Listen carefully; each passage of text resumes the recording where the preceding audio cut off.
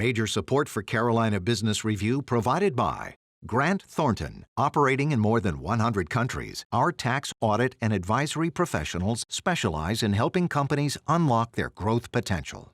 Colonial Life, providing benefits to employees to help them protect their family, their finances, and their futures. High Point University, the premier life skills university, focused on preparing students for the world as it is going to be. And Sonoco, a global manufacturer of consumer and industrial packaging products and provider of packaging services with more than 300 operations in 35 countries. Someone called this current economic situation an engineered recession. That makes it seem like it's man or woman made, which would also infer that we could reverse it and turn it back on. I'm Chris William. Welcome again to the most widely watched source of Carolina business policy and public affairs seen across the Carolinas each and every week on public television stations for almost 30 years. On this program, from the restaurant and hospitality industry in North Carolina, Lynn Minges joins us, and from South Carolina, Doug O'Flaherty joins us. Gratefully acknowledging support by Martin Marietta, a leading provider of natural resource-based building materials, providing the foundation upon which our communities improve and grow. Blue Cross Blue Shield of South Carolina, an independent licensee of the Blue Cross and Blue Shield Association. Visit us at southcarolinablues.com. The Duke Endowment, a private foundation enriching communities in the Carolinas through higher education, healthcare, rural churches, and children's services. Barings, a leading global asset management firm dedicated to meeting the evolving investment and capital needs of its clients. Learn more at barings.com. On this edition of Carolina Business Review, special guests Douglas O'Flaherty, Vice President of the South Carolina Restaurant and Lodging Association, and Lynn Minges, President of the North Carolina Restaurant and Lodging Association.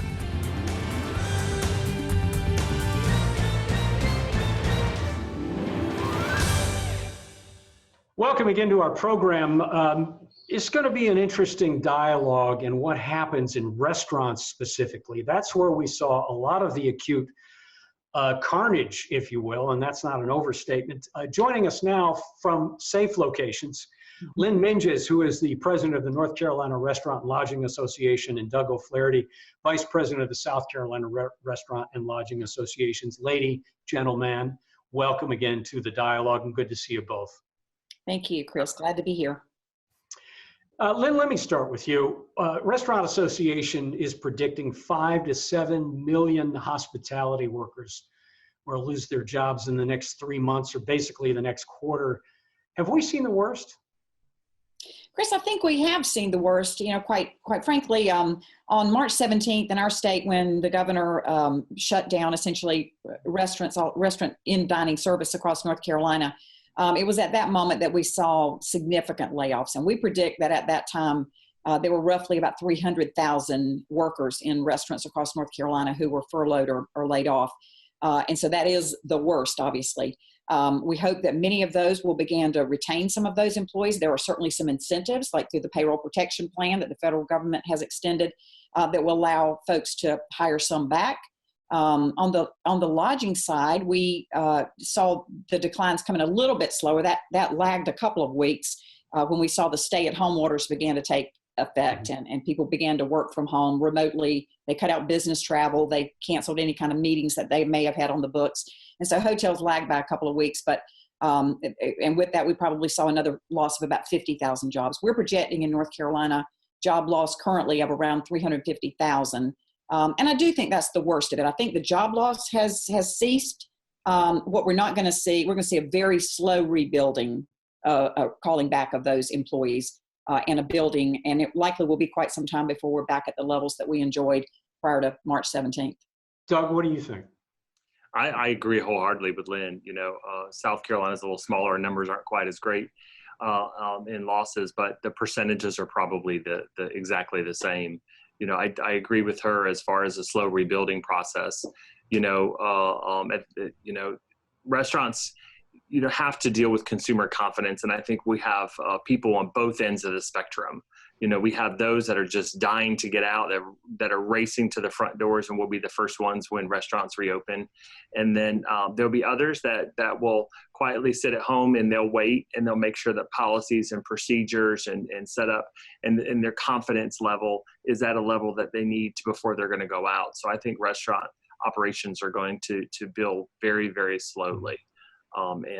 But we will grow as an industry. I think our industry will come back 100%. We're going to be stronger because of this, and I think we're going to be better.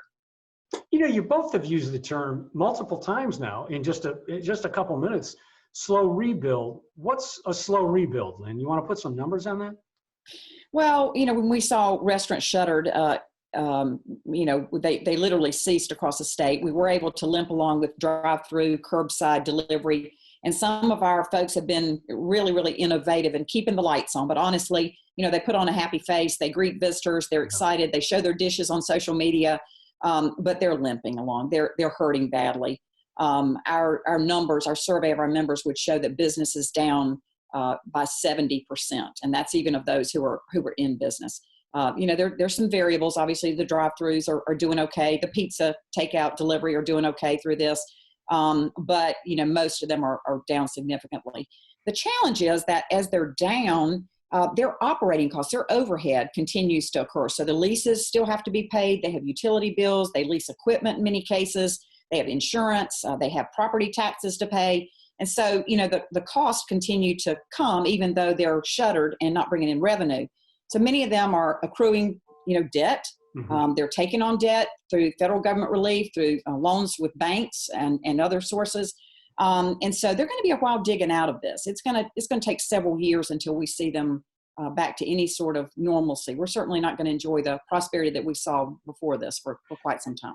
Doug, to take that a little bit further, so as Lynn articulates PPP and the federal formalized programs, does landlord sympathy, do grants from local nonprofits, do all of these things, will they backstop restaurants and retail restaurants, as we're talking about, enough to get them to a point where they can start operating again with some type of revenue? Well, Chris, I will say that the restaurant industry is huge. It's the second largest employer in the United States. In South Carolina, it's disputed to be one of the largest employers in South Carolina.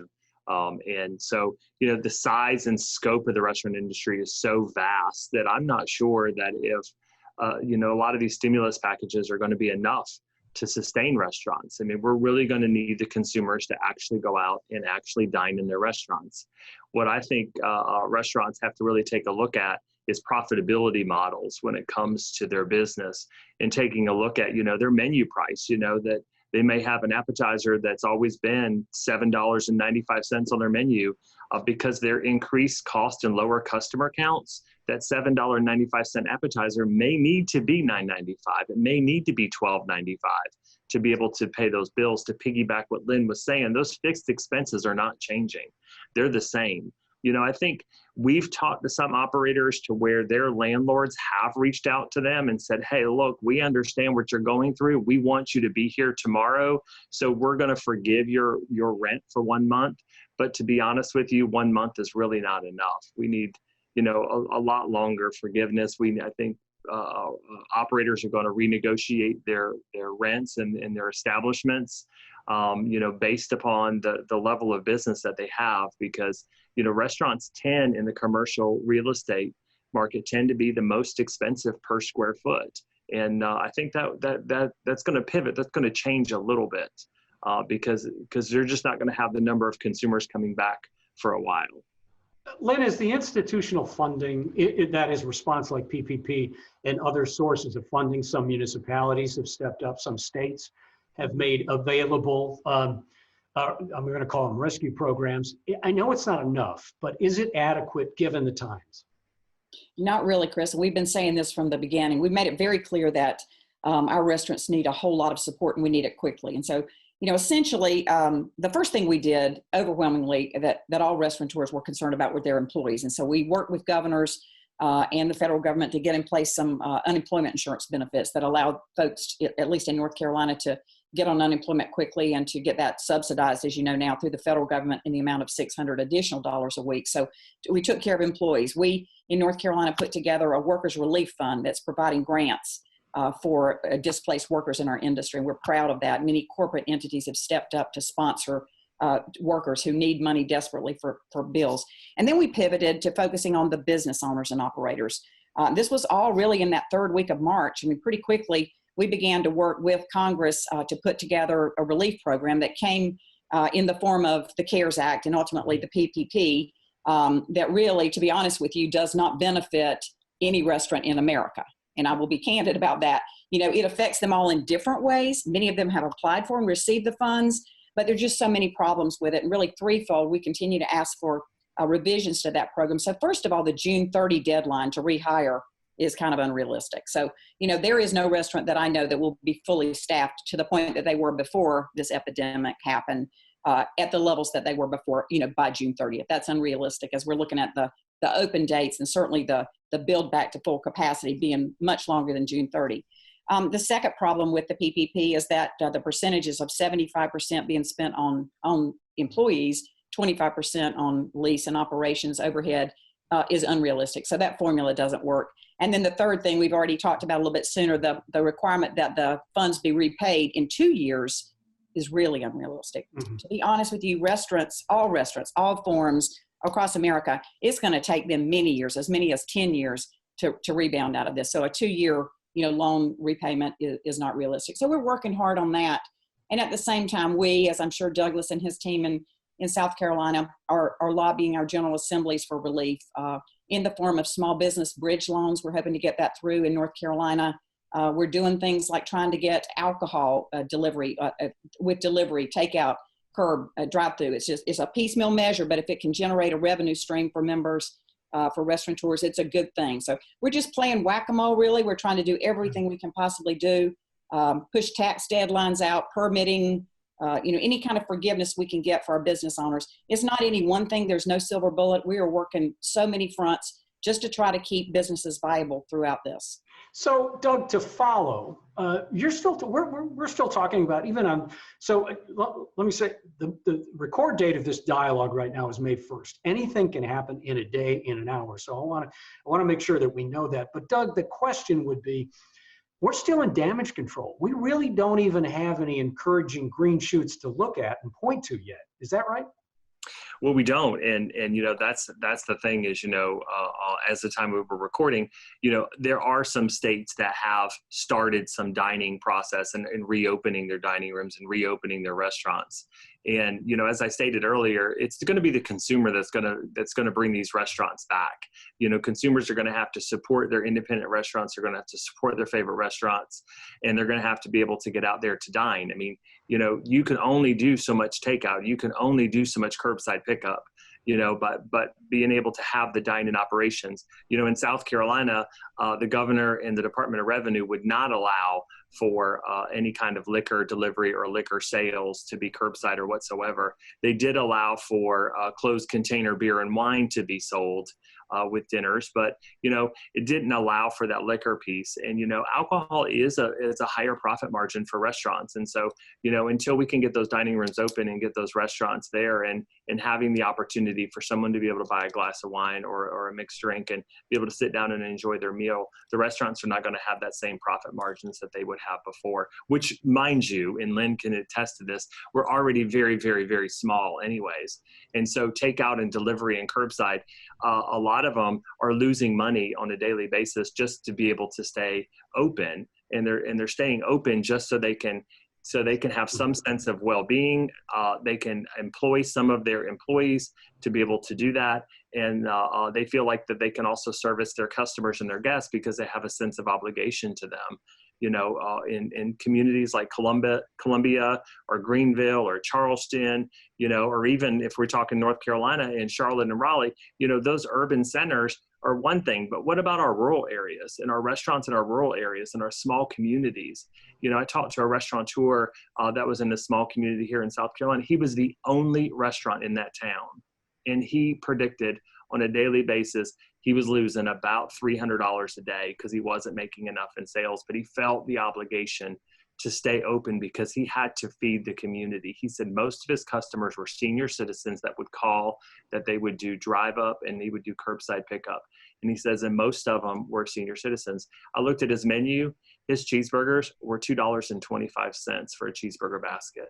So and he's not making we're money. living in 2020 at $2.25 for a cheeseburger basket is kind of unheard of. He wasn't making any money, but he's also a small restaurateur. And I think that's where, we try to make sure that we can tell the General Assembly here in South Carolina and try to talk to Congress to let them know that, hey, look, we're not talking about the restaurant on King Street in Charleston specifically every single time. What we're talking about are restaurants in general. And those small community restaurants are the lifeblood of their communities a lot of times. Lynn, do you get the sense that there's a fear by the General Assembly and the legislators, and you've been around Jones Street for a while, I know you get a pretty good sense of it. Do you think they're worried that if they do enact some of these emergency measures, that they can't roll them back so easily?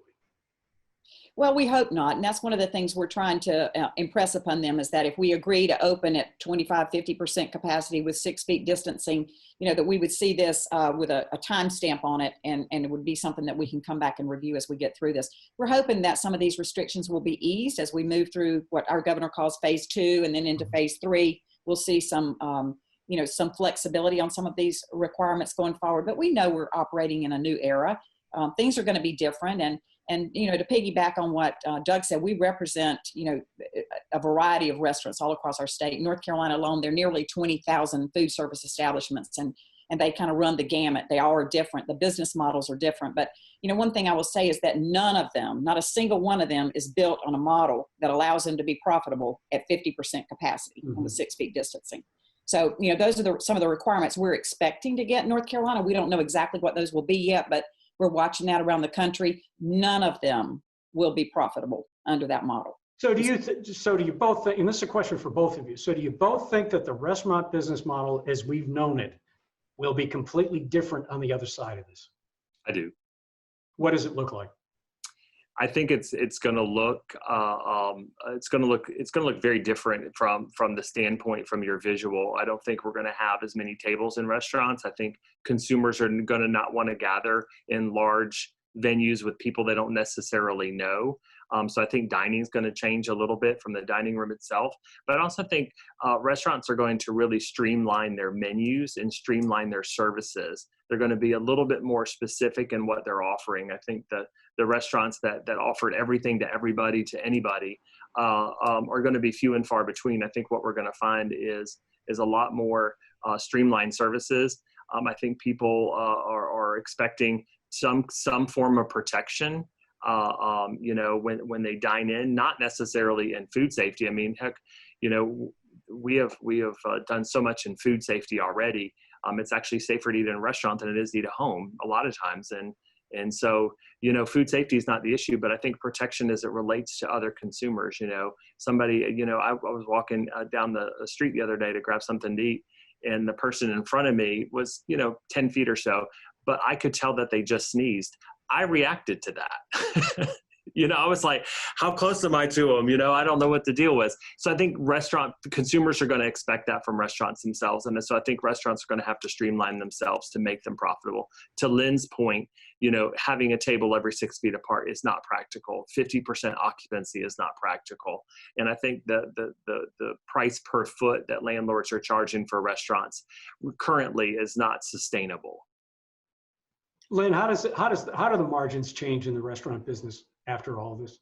Well, that's going to be interesting. I think, prices are going to have to be increased to reflect the actual costs that restaurants are going to be incurring. Their overhead, their fixed costs, their leases, all of those have to be paid. And so I think we're going to see some menu price increases. I also think that we're going to see some shifts in the business model. Some of these guys have been extremely creative. I'm always amazed at the entrepreneurship and the innovation of some of these folks in business. Some just shuttered their doors and they're not going to open until things are ready. In fact, some of them say they're not going to open until we have a vaccine, which means they're likely not going to survive. In fact, we surveyed our membership and about 70% of those said that they could not sustain a business closure of 2 months. 70%. So And we're approaching that 2-month mark, or certainly will be by about, mid-May, when our governor says that we might, be able to open in a phase 2 recovery. So we're going to see a lot of closures, a lot of different things. But back to the point of the innovators, we are seeing restaurants now providing family style, casseroles and dishes that can be taken home and finished off at home. Consumers seem to be enjoying that. And so I think we're going to see that continue. Many who did not offer drive-through service are now adjusting their existing facilities to allow pickup through a drive-through kind of capability. I think we're going to see folks expanding out into parking lots and alleys. I've been talking with heads of municipalities, mayors from across our state, asking for some flexibility. We're going to have to be creative as we think about the path forward. And there are some who are willing to accept and embrace that and move forward in some innovative ways, and others just who aren't there yet. But we'll continue to muddle through, and we will survive on the other side. It'll be different, but we'll be strong. South Carolina has been one of the more progressive states in the country when it comes to reopening. Governor McMaster's done that through executive order, and he's been very in touch, just much like Governor Cooper in North Carolina. As they reopen, Myrtle Beach now is actually open. You can get a hotel. You can stay in a short-term rental. The beach is open to some degree. What is the concern now? Personally, what's the concern? And then what's your professional concern about reopening? So I think just the overall guidance, we've worked closely with our Department of Health, Department of Revenue, our state law enforcement division, in developing guidance as it relates to restaurants and hotels when they reopen. We're actually, at the time of taping, we're actually in the process of writing the guidance for hotels now, and what conventions and what groups and looking at size and capacities and meal service and all those kinds of things. The restaurant proposals have been sent over to the governor for consideration. But the concern is who's going to police this? Who's going to patrol it? Who's going to make sure that they're doing it? As Lynn said, she's got 20,000 restaurants in North Carolina. We've got a little over 13,000 restaurants in South Carolina. I mean, those numbers are great, and that's a lot to patrol, and that's a lot to police. And so my concern is the education of the operators and getting the education to the operators. And that's going to be something that the association's going to have to take on, is to educate the operators on best practices, on ways to control social distancing or physical distancing, on best ways to maybe set up the dining room to where you can still maximize seating, but you can still have enough space in between customers to where they feel safe and they'll feel comfortable. I think there's a lot of opportunities that are in there. And what concerns me is that so many restaurant operators are, like Lynn said, are struggling, to the point of breaking at this point, that opening and bringing in customers, that there might be some mistakes made on the front end of getting customers in that might have some long-term impacts. Lynn, what do you think? What do you think the biggest risk here reopening is? So I agree with a lot of what Douglas has said, and to the point of training and preparing restaurants, we are in development now, and we'll be rolling out over the course of the next week or so a training program designed for restaurant managers across North Carolina, a program for back of the house employees as well as front of the house employees. The curriculum is being designed to be taken online. It'll take about 30 minutes, and it's designed to teach those employees best practices, things like wiping down the condiments that are left on the table, the salt and pepper shakers. You can't use those one after another. We got to put a whole lot of new protocols in place. And so we're preparing to do that. This training curriculum will be rolled out statewide, and we hope that most of our, like I said, nearly 20,000 food service establishments will participate in that training program. When they do, they'll get the equivalent of a good housekeeping seal of approval. So it will demonstrate that they're a part of our North Carolina promise, North Carolina restaurant promise. And in that, it will be really a three-way commitment. So it's the business establishment, the restaurant, that's committing to the very highest levels of best practices and public health standards. It's a commitment from their employees to practice those best standards, to come to work healthy, and to participate in health screenings as they come online every day. And also, a critical piece of this is making sure that the customers who come into our establishments embrace that promise. They're a part of that three-legged stool. When they come into our establishments, we're hoping that they come and practice social distancing, that they use hand sanitizers, that they come knowing that they're not exposed to COVID-19, or they don't come with a fever, or they're having ill symptoms. Really, it's a three-way promise. As our restaurants open, we have to protect our employees, and we have to protect other patrons. So, many of our restaurants are saying that they're going to make this commitment a part of their restaurant reservation system. Please don't book until you agree that you're going to comply with our promise. So there's a lot of that, I think. I'm sorry to interrupt you, Lynn. We've got about a minute left. Doug, I want to give you the last question here, and it's a big one, but if you can. So we know hospitality and restaurants are an important proxy to tourism. Tourism is the biggest industry in both states. Tourism reflects a pretty big addition to state revenue. How does all that play out? Well, I think it comes down to, I think our tourism models are also going to change. For the time being, we're going to focus on drive markets. I think people are not going to feel so comfortable getting on a plane with many people that they don't know. So I think the drive market's going to be a bigger draw for tourism. And I also think that we're going to take a look at the opportunity for hotels and for attractions to really take a look. They're going to have to pivot their business model a little bit as well to accommodate the tourism market. But I think, our tourism market will come back because I think we're all pinned up. We're all ready to go. And I'm sorry to cut you off. That wasn't a fair question because it's a big one. Doug O'Flaherty, thank you. Lynn Minges, thank you. Nice to see you both again. Please stay safe, and our best to the restaurant industry. Thanks, Chris. Thank Bye, you. Lynn. Good to see you. Bye. Good to see you, Doug. Until next week, I'm Chris William. We hope you stay safe. Good night. Major funding for Carolina Business Review provided by High Point University, Martin Marietta, Colonial Life, the Duke Endowment, Barings, Grant Thornton, Sunoco, Blue Cross Blue Shield of South Carolina, and by viewers like you. Thank you.